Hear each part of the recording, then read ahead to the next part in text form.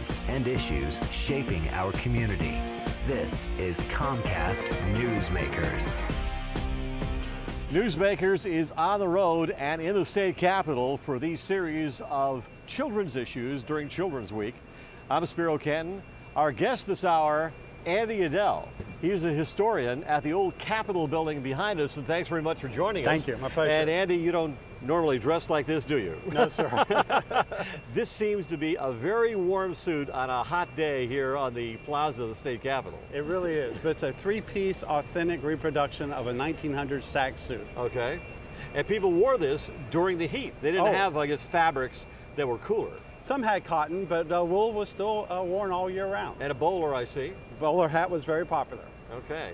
Now, as the historian here, you actually have opened the doors to high school students and children throughout the entire state to learn about the state capitol and the history of the state of Florida. Absolutely. We were restored back to our 1902 look. We have all three branches of government that were here. Of course, they were much smaller. We have the Governor's Suite, the Supreme Court, the House and Senate chambers. That was all right here, the Supreme all in Court this, as well. all in this building behind us.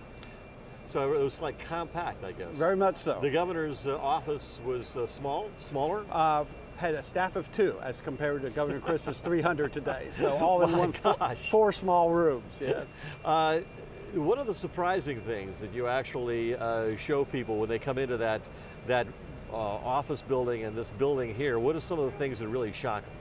Well, I think one is the beautiful art glass dome that we have on the inside. Really? Yeah, and another item is the old telephone. Governor Jennings, who I represent, was the actual governor in 1900, the first one with a telephone, and people are just thrilled to learn that his first phone number was simply 6. That was it? That was it, 6. Anybody in the state could get them? If you were part of that connection, there were only 10 phones. Number 6, oh, that's interesting. Now, how many people were in the legislature back then? 68, 120 today. And how about the Senate? 32 in the Senate back then, 40 today. So we've seen expansion takes place. Absolutely. And when they built this new building, I guess this became antiquated, right? And they were actually going to tear it down. There was a huge fight, and we tell that story as part of our history lesson of how they saved the old Capitol. How'd they do it? Well, it's mostly through Bruce Mathers and through a lot of people all around the state, a grassroots campaign, and got enough political incentive to stop them from tearing it down. And then eventually it was decided to restore it to this beautiful 1902 look in order to make room between the buildings and this beautiful courtyard. And you have a full museum in there as well. Absolutely. What can you find in the museum? Well, we're about Florida's political history. Right now we have a wonderful exhibit on Governor Broward, Napoleon Bonaparte Broward, gunrunner to governor. Very colorful. Broward County named after him, of course. Absolutely.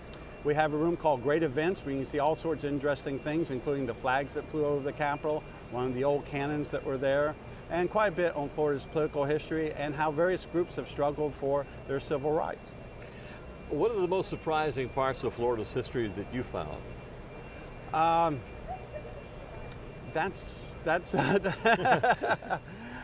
think one of the most surprising things is probably the cabinet. And the fact that our governors were not very strong. After 1885, the Constitution was written to keep the governor very, very weak. Really? So he couldn't succeed himself, but the cabinet could. And we had 6 elected cabinet members.